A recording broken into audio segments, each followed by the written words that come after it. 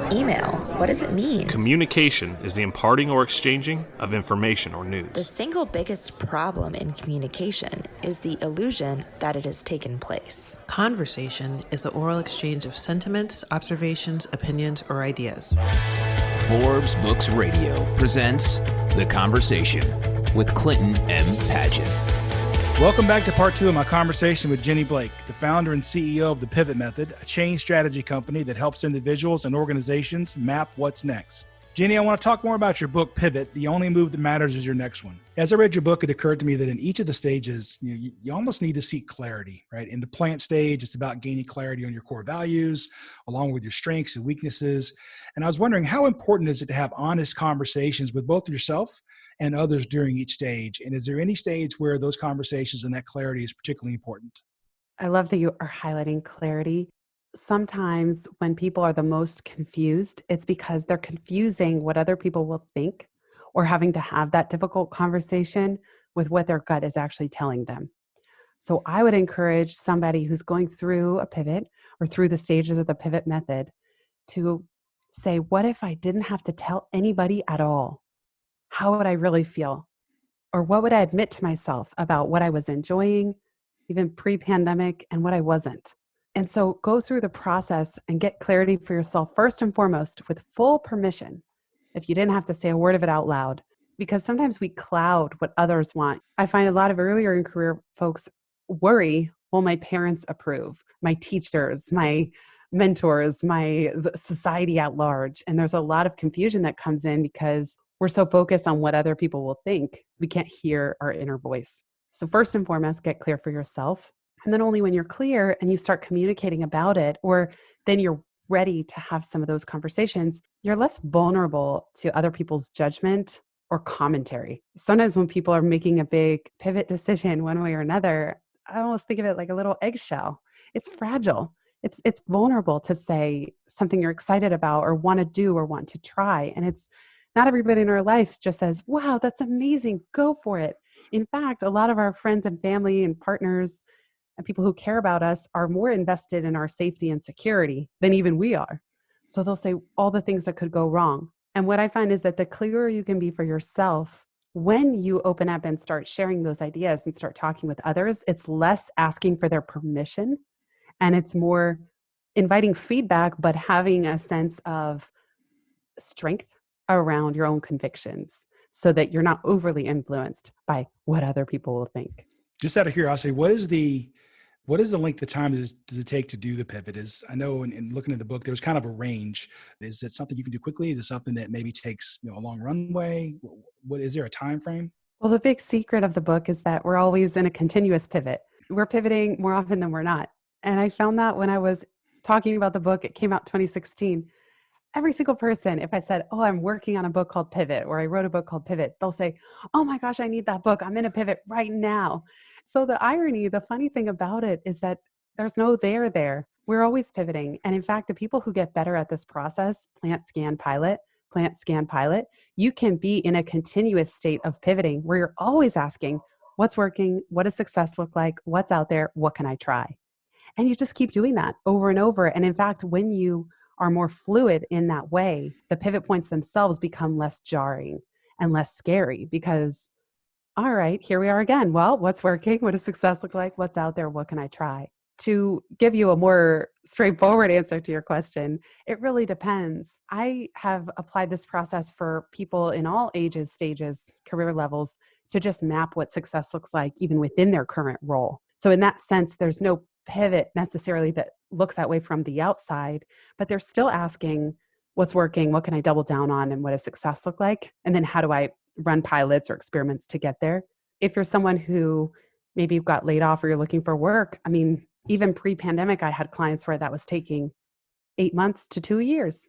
But just like with the recent grads, I would never hang that over somebody's head. I always invite a nonlinear breakthrough.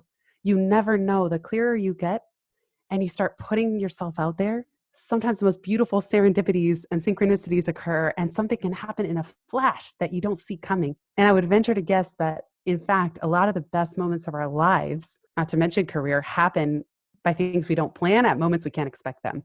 So I wouldn't even say to somebody, just get ready now. It's going to be a 2-year slog until you find your next job.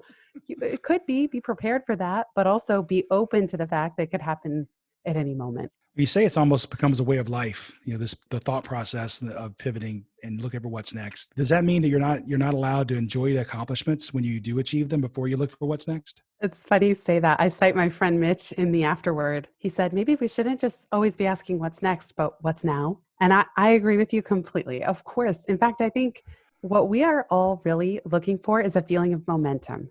It's not so much these punctuated moments of success. I mean, those are nice, winning an award, landing the job, landing the client, having these moments of success are fine. But I think we can all say that it's really a feeling of being on track somehow to our calling or feeling a sense of purpose. And what I call them in the book, impactors, they want to know, I call them also high net growth. For them, they really just want to know, am I learning and growing in life and in the job I have? And am I making an impact? It's not just what am I earning, but what am I learning and how am I contributing? And I find that when those needs are being met, we can enjoy the moment and we aren't bored or restless. We actually feel really good. And then, by the way, people who are high net growth are going to hit pivot points more often. That's fine. There's nothing wrong. In fact, pivots are often a product of our success. And I think that's what's different than how we hear pivot used even now. A lot of times in the business press and in the media, it's plan B. Something has gone wrong. But there are just as many people who pivot because, oh, I've outgrown this previous thing. Wow, what an accomplishment. I outgrew the previous role or business or clients that I had, and I'm now ready for more. So it's that paradox of enjoying the process and the building. One of my mantras is let it be easy, let it be fun for anything that we do. And that growth seeking mindset of, that's what growth oriented people do. It's like we're always hungry for more. What's the next book I can read and the next podcast I can listen to? And that's enjoyable in and of itself. I saw you quoted in an article saying that introverts have great one-on-one conversations. Do you find that introverts are better at introspection than extroverts, or is there no correlation? I would not be the expert to say. I just did an episode on my podcast for digital introverts, people who are overwhelmed by all the Zoom meetings and having to be on video too much, which I count myself in that group. The difference is that introverts tend to think very deeply internally. They have a lot going on in their inner landscape before they're ready to say it out loud or tell another person. And a lot of the extroverts I know think out loud. They ponder, they reflect by talking. So it can be very helpful if you're a more extroverted person to talk something through with a career coach or a therapist or a friend, where just by you talking and hearing your voice, ideas come up. It can create frustration when they're wondering about the introverts in their life saying, why don't you share with me more? Why aren't you talking to me? And the introverts thinking, they're like, I'm not ready. The ideas aren't formed yet. And this happens in the workplace too.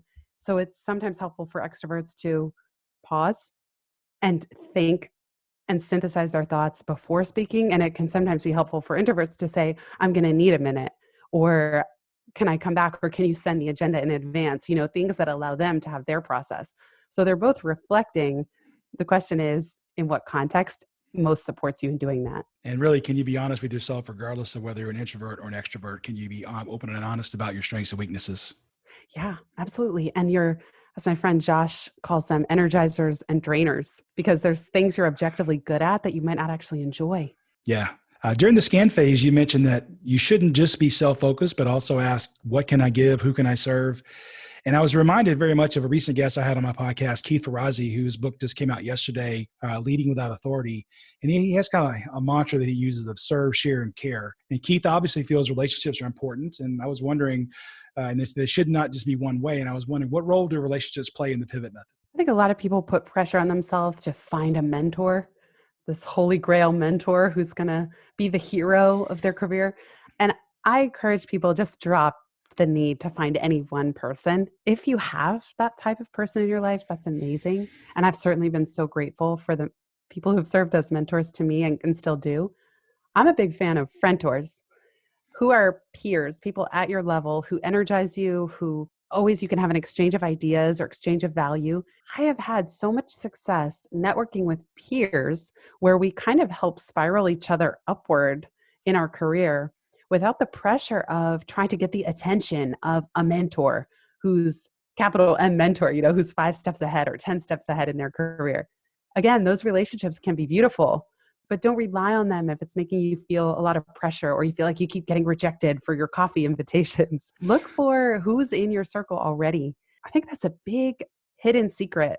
And one thing that's coming out of this time is I'm seeing a lot of people connecting in very new and creative and meaningful ways with people who are already in their network or are, I'm going to call it topic adjacent, like who is interested in what you're interested in. And I'm a big fan of what I call 30/30s, where you just ask someone, you get on the phone and you say, I'd love to help you brainstorm something for 30 minutes and I'd love your input on this thing that I'm up to. That's a great And idea. I like that setup rather than the question I hate, which since you read the book, is can I pick your brain? Nobody wants their brain picked. And someone else said he was going to, I think it was Naval Ravikant on Joe Rogan's podcast. I heard him say the other day, episode 1309, because it's top of my mind. He was going to set up a website called idon'tneedmorecoffee.com, kind of like joking, but he gets asked to so many coffee meetings that he doesn't know what to do with all these invitations. So I think it's important to also think about when you're connecting with others, how can you make it easy for them to say yes? I used to, when I would send a podcast invitation, I would say, and if it's a no, don't worry, this message will self-destruct in 3, 2, 1, ... No need to reply. Just like have fun with it, take the pressure off, and don't take it personally if you don't hear back. When you think about networking and relationships, I know the answer because I've seen you talk, but is it quantity or quality? Oh, you know what I'm going to say. Especially as an introvert. I'm like a super quality person because I just don't have the energy to go for quantity, but I really admire the people who love connecting with lots of people. That's a real skill. That's a strength. If you're that kind of person, go, go, go. It's amazing. If you're the type like me that I just don't even get enough alone time to be quiet in my own head, there's never a time I want to be on the phone. I mean, I always enjoy it in hindsight, but I'm never the one proactively reaching out in most cases.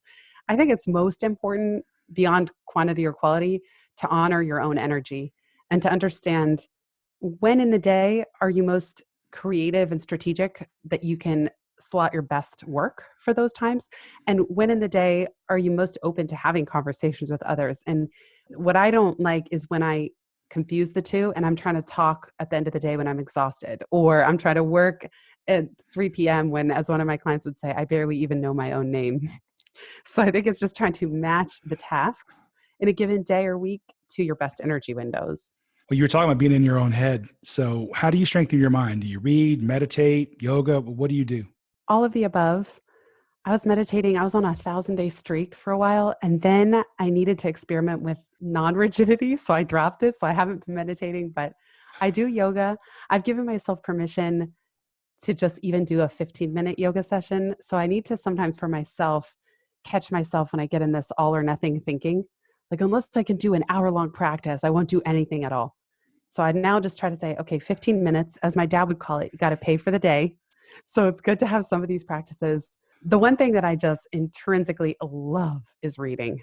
So I don't have to make time for that. I just give myself an hour or two in the morning because it just fires up my engines. I love it. It gives me ideas for what I'm going to talk about, even on conversations like this one. And that's the thing. If I'm ever playing hooky on my business, it's because I'm just reading somewhere and recharging. I was really struck, and we've actually touched on this a little bit already, but I want to explore it. I was struck by a story in your first book, Life After College, where you were doing your signing, your first ever book signing at South by Southwest, and you're all excited, and you were being asked, what's next? And it kind of dampened the moment. And then later, you're talking about testing ideas. You said pivot is a state of mind, a continual process. Do you find there are people who just comes naturally to them and they're always looking for what's next? Can just 2 what's next be enough? I mean, we talked about enjoying the moment, but I have a friend who, if the conversation doesn't have the word next in it, he doesn't really want to talk to you. He's always pivot next. And so for him, that's very clear. That's where he wants to go do, and that's his passion. But I was wondering, were you able to enjoy that moment of the book signing, or did it automatically just kind of take you and go, well, shucks, now what do I do? Yeah, well, it's a little bit of both. I mean, clearly, I love that you've read both. You've done so much research.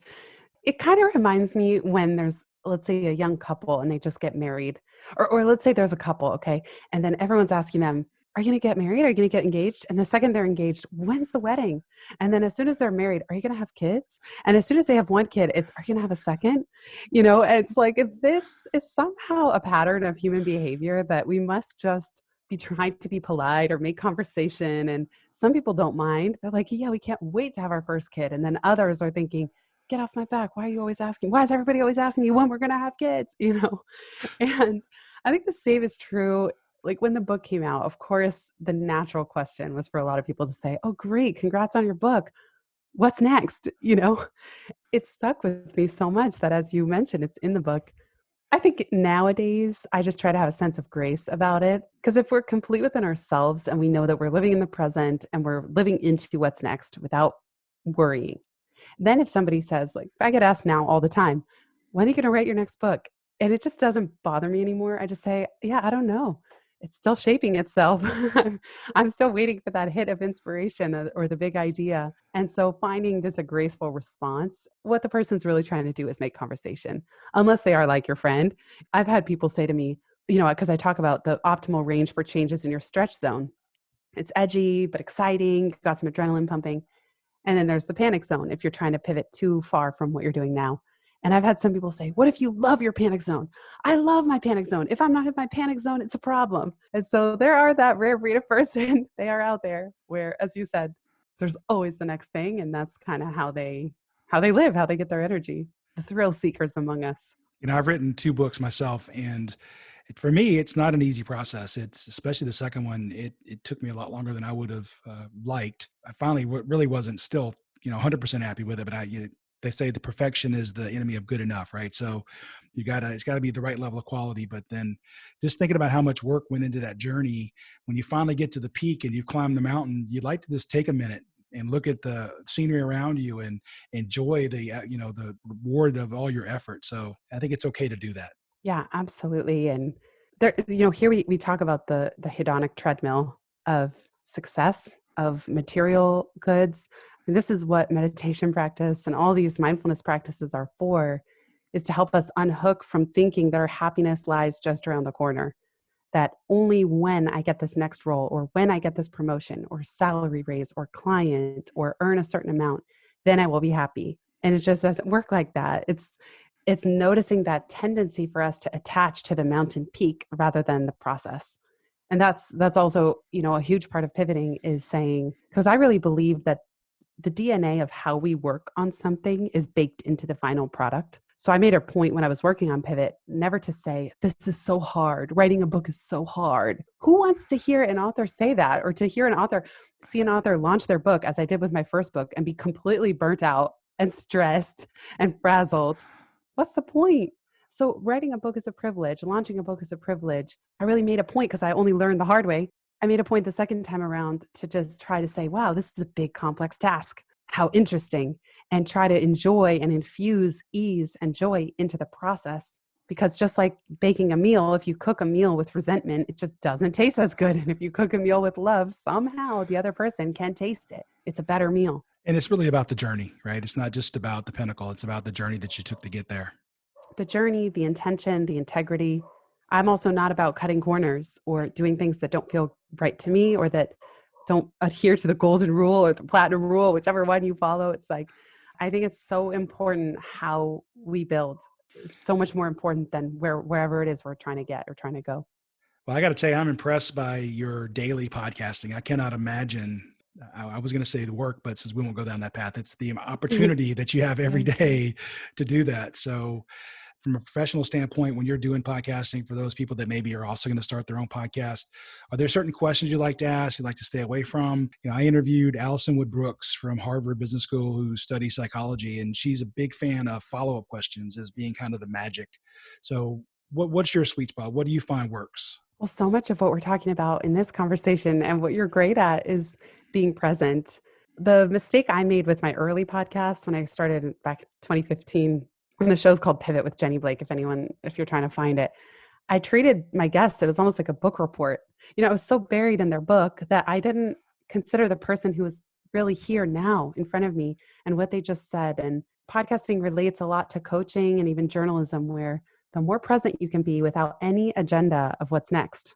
hint, hint, applies to our career, the more you can follow up on these interesting moments, or the shift in their voice, or the smile in their voice, and what piques your curiosity. So if you're a podcaster, go with your energy, go with your intuition. Who's exciting to you? I mean, one of the priceless benefits of podcasting are the relationships that I've formed. And as a more shy person, the podcast gives me an excuse to reach out to my heroes and have a conversation and record that and release it, or to come up with what I call public original thinking. The daily, for me, it's that stretch zone. It's like, okay, this pandemic has hit.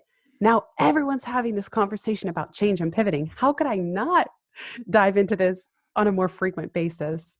So if you want to hear, I did episode 223 is about daily podcasting and my systems. And then I did another earlier one called Should You Start a Podcast? Because I think we're seeing a lot of celebrities, a lot of people who are home now for the first time, maybe even in their entire career.